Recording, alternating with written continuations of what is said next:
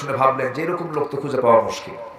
দিনের বেলা রোজা, রাত্রে বেলা তাহাজ্জুদ নামাজ, নফল নামাজ, বইয়ের হক আদায় হবে কখন? কি আমার কথা কি বুঝতেছেন আপনারা? রাসূল কি প্রস্তাব করলেন? রাসূল তো বিয়েকে সহজ করে দিয়েছেন, কারণ বিয়ে আছে যেখানে জেনা নাই সেখানে। আর আজকে কি বিয়ে সহজ না কঠিন? কঠিন হয়ে গেছে। এটা হচ্ছে শয়তানদের ফাঁদ। কিসের ফাঁদ বলেন? শয়তানের ফাঁদ। জেনা বাড়বে সমাজে, যখন যেখানে জেনা সেখানেই মদ, যেখানেই মদ সেখানেই খুন, ঠিক কিনা? এগুলোই চলছে আজ। আমার নবীজি সাহাবায়ে কেরামদের মধ্যে প্রস্তাব দিলেন। এর মধ্যে একজন সাহাবী উঠে বললেন, হুজুর আমি প্রস্তুত আছি, আমি বিয়ে করব। বিয়ে হয়ে গেল। কয়েক মাস পর ওই মহিলা সাহাবী এসে বলতেছে, হুজুর আবার কাঁদবে। রাসূল বললেন, তুমি বিয়ের পরেও কাঁদো, বিয়ের আগেও কাঁদো, ব্যাপারটা কি? হুজুর আমার স্বামী কোনো শর্তই পূরণ করেনি। তাই তাই যদি হয় তাহলে তোমার স্বামীকে আগে হাজির করো, দুজন মিলে আমি কথা বলবো। বিচার করতে গেলে এক পক্ষ না দুই পক্ষ দরকার। আমার দেশে কয় পক্ষ লাগে? কোনো পক্ষই লাগে না। কোনো পক্ষ লাগে নাকি? যেদিকে ক্ষমতা সেই দিকে ফায়সালা, ঠিক কিনা? আমার নবীজি বললেন, নিয়ে আসো। নিয়ে আসা হলো। আমার নবীজি বললেন, ও সাহাবী, তোমার স্ত্রী তোমার বিরুদ্ধে রিপোর্ট দিয়েছে তুমি নাকি 5 ওয়াক্ত নামাজ জামাতে পড়ো নাই, রমজান মাসে রোজা রাখো নাই, নফল নামাজ তুমি পড়ো নাই, কি ব্যাপার বলো তো? তিনি বলছেন, হুজুর আমার বউ বোঝে নাই, সে বুঝতে পারে না আমি কোনো কিছুই বাদ দেই নাই। কি করেছো তুমি? 5 ওয়াক্ত নামাজ অন্তত জামাতে না পড়তে পারলেও ফজর এবং এশার নামাজ আমি জামাতে পড়েছি। আপনার বর্ণিত হাদিস, যদি কোনো বান্দা ফজর নামাজ, এশার নামাজ যদি জামাতে পড়তে পারে, গোটা রাত তার আল্লাহ তাআলা নফল নামাজের সওয়াব তার আমলনামায় দিয়ে দেন। গোটা রাত ধরে ধরে বসে বসে আমার নামাজ পড়ার কি দরকার? রাসূল মুস্কি মুস্কি হাসি মারতেছেন। এরপরে বলছেন, তুমি নাকি নফল রোজা রাখো নাই। হুজুর কে বলেছে আমি নফল রোজা রাখি নাই? আপনার বর্ণিত হাদিস, সুম্মাত বাহু শাওয়াল চাঁদের, রমজান পরবর্তী শাওয়াল চাঁদের যে সিত্তুম মিন শাওয়াল 6টা রোজা যে রাখবে, আল্লাহ তাআলা গোটা বছর নফল রোজার সওয়াব আল্লাহ পাক তার আমলনামায় দিয়ে দিবেন। হুজুর আমি কি বাদ দিছি নাকি? আপনি আমার স্ত্রীকে বলেন না, সেই রোজা রাখছে। আপনি বলেছেন এই 6টা রোজা, আমি 6টা রোজা রাখছি, আমার সারা বছর রোজা রাখার কি দরকার? নবীজি মুস্কি মুস্কি হাসি মারলেন। এরপরে বলছেন, তুমি নাকি কোরআন তেলাওয়াত করো না। হুজুর কে বলেছে? প্রত্যেকটা রাতে আমি যখন ঘুমাতে গেছি জোর আওয়াজে সূরা ইখলাস আমি 3 বার পড়েছি। আপনার বর্ণিত হাদিস, সূরা ইখলাস হলো গোটা কোরআনের 3 ভাগের 1 ভাগ। যদি কেউ গোটা সূরা ইখলাস 3 বার পড়তে পারে, আল্লাহ রাব্বুল আলামিন গোটা কোরআন খতমের সমান সওয়াব তার আমলনামায় দিয়ে দেন। রাসূল মুস্কি হাসি মেরে বলেন, ও মহিলা কে বলেছে তোমার স্বামী হক আদায় করে নাই? সবই তো পালন করেছে। এখন মহিলা বলতেছে, হুজুর ও যে এরকম সালাকটা কি আমি জানি নাকি? আল্লাহু আকবার বলেন। এর মধ্যে দিয়ে আমরা কয়টা আমল শিখলাম? কয়টা আমল? 3টা আমল। আমরা ফজর নামাজ, এশার নামাজ একা পড়বো না, জামাতে পড়বো। সারা রাত নফল নামাজের সওয়াব কে দিবেন? গাই নামক গর্ত থেকে কে বাঁচাবেন? আল্লাহ বাঁচাবেন। গাই নামক গর্তের মধ্যে 7 শ্রেণী যাবে। এক্সট্রা করে জেনা করতে করতে পাকা হয়ে গেছি। নাম্বার 2, যে মদ্যপায়ী, মদ খেতে খেতে পাকা হয়ে গেছে, মদের ব্যবসা করে মদ নিজেও খায়, এমন কাস্টমার, এমন দোকানদার তো আমার দেশে নাই। আসতে বলবেন না, আছে না নাই? একটা মুসলিম দেশে মদের দোকানদার, তার নামের আগেও কিন্তু মোহাম্মদ আলহাজ লাগানো। চিন্তা করে, মদের ফ্যাক্টরি আছে, মদের ফ্যাক্টরি উদ্বোধন হবে, তার জন্য দোয়া করার জন্য কিছু হুজুরও আছে।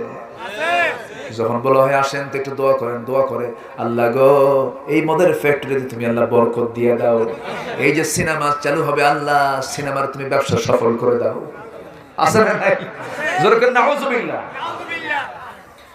আমার ভাইরা, নাম্বার 3 হলো যে সুদখোর, সুদের কারবার করতে করতে বুড়া হয়ে গেছে, সুদের কারবার ছাড়ে না। সুদ তো নালিতে বাড়িতে নাই, আছে নাকি? শুনেন, এই সময় কেউ উঠেন না, উঠলে ভাববো ওটাই সুদ খায়। বসেন না, বসেন। রাগ করতেছেন নাকি আপনারা? এই তো 1টা বাজলে আমি শেষ করে দেই, কিছুক্ষণ আছে।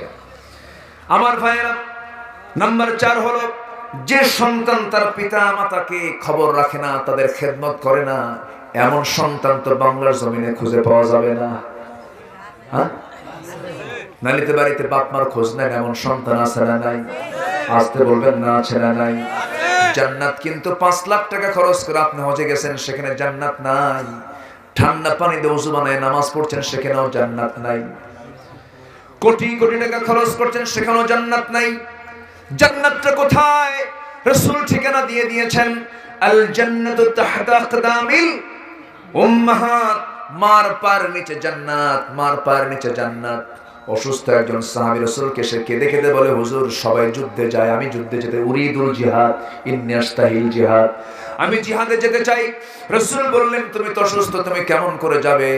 হুজুর এই জন্যই তো আমার চোখে পানি। হাল বাকিয়া মিন ওয়ালিদাইক, তোমার কি আব্বা আম্মা বেঁচে আছে নাকি? হুজুর বেঁচে আছে। কোনো কথা নাই, যাও। আল জান্নাতু ইনদা রিজলিহা, তোমার মার পায়ের তলে আল্লাহ তাআলা জান্নাত রেখে দিয়েছে। আজ থেকে 10 বছর আগে শিক্ষার হার এই দেশে বেশি ছিল না, কম ছিল? এখন শিক্ষার হার কমছে না বাড়ছে? বাপ মার খেদমত কমছে না বাড়ছে? মাশাআল্লাহ, খুব ভালো। তো শিক্ষার ফলাফল বাপ মাকে খেদমত না করা। আমার ভাইয়েরা, সবার বাড়িতে জান্নাত রয়েছে, সবার বাড়িতে জাহান্নাম রয়েছে। মা হলেন জান্নাত,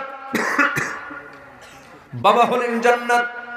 বাপ মাকে খুশি করলে জান্নাত, বাপ মাকে নারাজ করলে জাহান্নাম।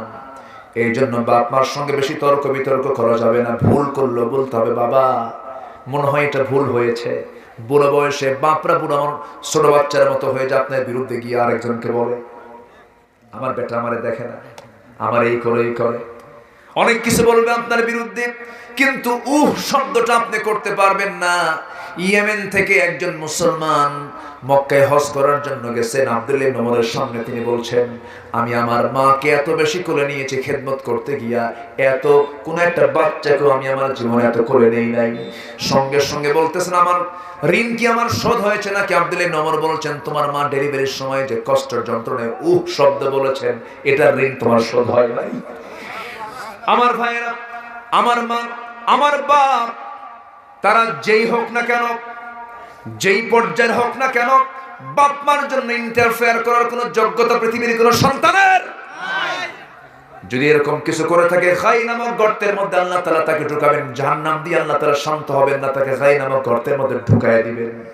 এই জন্য বাপ মার সঙ্গে আমরা নাফরমানি করতে যাব না, সুন্দর আচরণ আমরা করব, জোরে বলে ইনশাআল্লাহ। এই সমস্ত ওয়াজগুলো কি দরকার আছে না ভাই? একটু আপনি কত বড় কি হয়েছেন,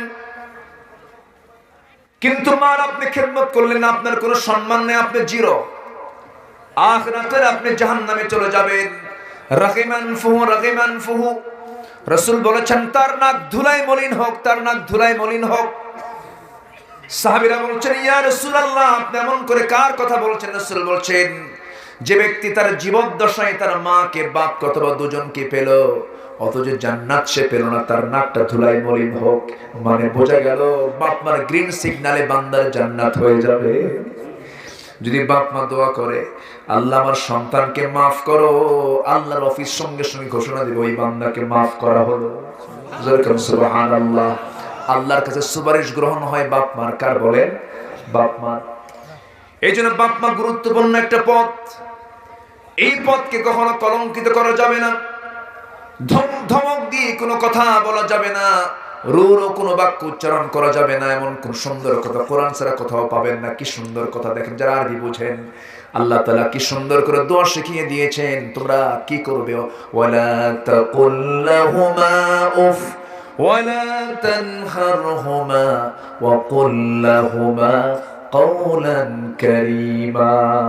কি সুন্দর, কওলান কারীমা, সম্মানজনক কথা বলো, সম্মানজনক। হালকা কোনো কথা বলবা না, সুন্দর করে ধমক দিয়ে কোনো কথা না বলে, শব্দ না বলে তুমি সুন্দর করে কথা বলো। আমার নবীজি মেরাজ করতে গিয়েছেন, জান্নাতের মধ্যে ঘুরতেছেন, দুজন সাহাবীর আওয়াজ আমার নবীর কানে এসেছে। পিছনে তাকায় দেখেন তারা নাই, কিন্তু তাদের আওয়াজ তার কানে। নবীজি দুনিয়াতে এসে বলছেন, ও হারেসা, ও হারেসা বিন নু'মান, আমি তোমার আওয়াজ জান্নাতে শুনে আসলাম। তুমি কি এমন আমল করেছো? হারেসা কেঁদে কেঁদে বলছেন, হুজুর জীবনে তেমন কোন আমার আমল নাই, কিন্তু আমার ব্যক্তিগত একটা আমল আছে, আপনার পরে, আল্লাহর পরে আমি সবচাইতে বেশি দান দেই দুজনকে, আমার মা বাবাকে। রাসূল বলেন এই জন্য তুমি দুনিয়াতে থেকেই তোমার জান্নাত তোমার ঘোষণা হয়ে গেছে। বেলালকে বললেন, বেলাল রে, তোর আওয়াজ আমি জান্নাতের মধ্যে পেলাম কেন? বেলাল বলছেন, ইয়া রাসূলুল্লাহ, আমার জীবনে যতগুলো আমল আছে এর মধ্যে একটা নিয়মিত আমল করে, সেটা হলো ওযু যখন বানাই সঙ্গে সঙ্গে নফল নামাজ পড়ি। যেরকম সুবহানাল্লাহ। জাহান্নাম থেকে বাঁচার জন্য এক নাম্বার কি আদায় করা? নামাজটা আদায় করা। আমার ভাইয়েরা, নাম্বার 5 হলো যে মিথ্যা সাক্ষী দেবে। আজকে মামলা মানে কি সাক্ষী? কি সাক্ষী বলেন? মামলা মানে মিথ্যা সাক্ষী। সব জায়গায় মিথ্যা সাক্ষী, মিথ্যা সমস্ত কথাগুলো সেখানে জোড়াতালি মিলানো হয়। যে ব্যক্তি মিথ্যা সাক্ষী দেবে, মিথ্যা সাক্ষীর বদৌলতে যদি কোনো বান্দা জেলখানায় ঢোকে, তার বউ যদি হক থেকে বঞ্চিত হয়, তার ছেলে যদি হক থেকে বঞ্চিত হয়, কিয়ামতের দিন এই হক থেকে বঞ্চিত হওয়ার জন্য যে সাক্ষী দিছে তাকে জাহান্নামের গর্তে ঢোকাবেন কে? আল্লাহ। কষ্ট হচ্ছে মনে হয় আপনাদের? আচ্ছা, অনেক লম্বা কথা ছিল। নাম্বার 6 হলো ওই সমস্ত নারীকে আল্লাহ তাআলা গায় নামক গর্তের মধ্যে ঢুকায় দিবেন যে সমস্ত নারীরা নিজের অপরের সঙ্গে জিনা করে সেই সন্তানকে স্বামীর সন্তান বলে চালায় দেয়, অপকর্ম করে, জিনার কাজ করে। সমস্ত নারীকে আল্লাহ তাআলা গায় নামক গর্তের মধ্যে ঢুকাবেন। আমার বন্ধুগণ, আরেকটা হলো ফাখালাফা মিন বা'দিহিম খালফুন আদাউস সালাতা ওয়াত্তাবাউশ শাহাওয়াত ফাসাউফা ইয়ালকাউনা গায়্যা। যারা কি করবে? নিজের নফসের দাসত্ব করবে, নফসের তাবেদারি করবে। এই 7টা অপকর্ম যে বান্দার জীবনে চলে আসবে, আল্লাহ তাআলা বলছেন আমি তাকে জাহান্নামের গর্তের মধ্যে, গায় নামক গর্তের মধ্যে ঢুকাবো। তবে তারা ছাড়া। এখানে সান্ত্বনা কিছু আছে না? সান্ত্বনা দিয়ে আল্লাহ তাআলা বলছেন, আচ্ছা আমি যে কথাগুলো বলতেছি রাগ করতেছেন কিনা আমি জানি না। আমার আবার কেমন স্বভাব, আমি কোরআন ছাড়া কথা বলতে পারি না। আমি যতক্ষণ কথা বলি চেষ্টা করি আয়াত হাদিসকে সামনে রেখে কিছু কথা বলার। কষ্ট হচ্ছে না তো আপনাদের? আল্লাহ তাআলা এখানে বলছেন, তবে হ্যাঁ, যার মধ্যে 3টা গুণ পেয়ে যাব আমি আল্লাহ, যার মধ্যে 3টা গুণ দেখব। আল্লাহ বলছেন, বান্দারে আমি তোকে এমন একটা ঠিকানা দেব যে ঠিকানা অস্থায়ী নয়, স্থায়ী ঠিকানা। ইয়াদখুলুনাল জান্নাহ। যে বান্দা একবার জান্নাতে ঢুকবে সেই জান্নাত থেকে সে আর কখনো বের হবে না। স্থায়ী জান্নাত আমি তাকে দিয়ে দেব। সবাই কি জান্নাত পেতে চান নাকি? নামাজ না পড়া, জিনার কারবার করে, মিথ্যা সাক্ষী দিয়া, জিনার কারবার করে, সুদের কারবার করে সব বাদ দিতে হবে। তাহলে জান্নাত দেবেন কে? আল্লাহ বলছেন 3টা কাজ তুমি করবি। ইল্লা মান তাবা ওয়া আমানা ওয়া আমিলা সালিহান ফাউলাইকা ইয়াদখুলুনাল জান্নাহ ওয়া লা ইউযলামুনা শাইআ। যারা তওবা করবে, তওবা মানে হলো ফিরে আসা। তওবা করার শর্ত 5টা। দেখেন নতুন করে আওয়াজ আবার বের হয়। কি করি, শেষ করতে চাই তাও তো হয় না শেষ। এখানে রেকর্ড আছে, দেখেন রেকর্ড গুলো হচ্ছে, শুধু আপনি শুনছেন না, কোটি কোটি মানুষগুলো কালকে থেকে দেখবে। আমার ভাইয়েরা এই মাহফিলটাও দেখবে। এখানকার যে মাহফিল, এই মাহফিলটাও, এই ক্যামেরাগুলো, এই ইউটিউবদেরকে ধন্যবাদ দিচ্ছি। তারা তাদের দিন প্রচারের স্বার্থে এই কাজগুলো করে যাচ্ছে। বলি আলহামদুলিল্লাহ, জোরে বলি আলহামদুলিল্লাহ। জি আমার ভাইয়েরা, 3টা কাজ আমরা করব, আল্লাহ জান্নাত দিবেন। যারা তওবা করবে, এখানে তওবার কথা আগে আসছে, এরপর ঈমান আনার কথা আসছে। কারণ যে ব্যক্তি ঈমান আনছে কিন্তু তওবা করে নাই, তার ঈমান আনা হয় নাই। কিন্তু তওবাটা আগে আসছে, কারণ তওবা না করলে আপনি, তওবা মানে হলো জিনা।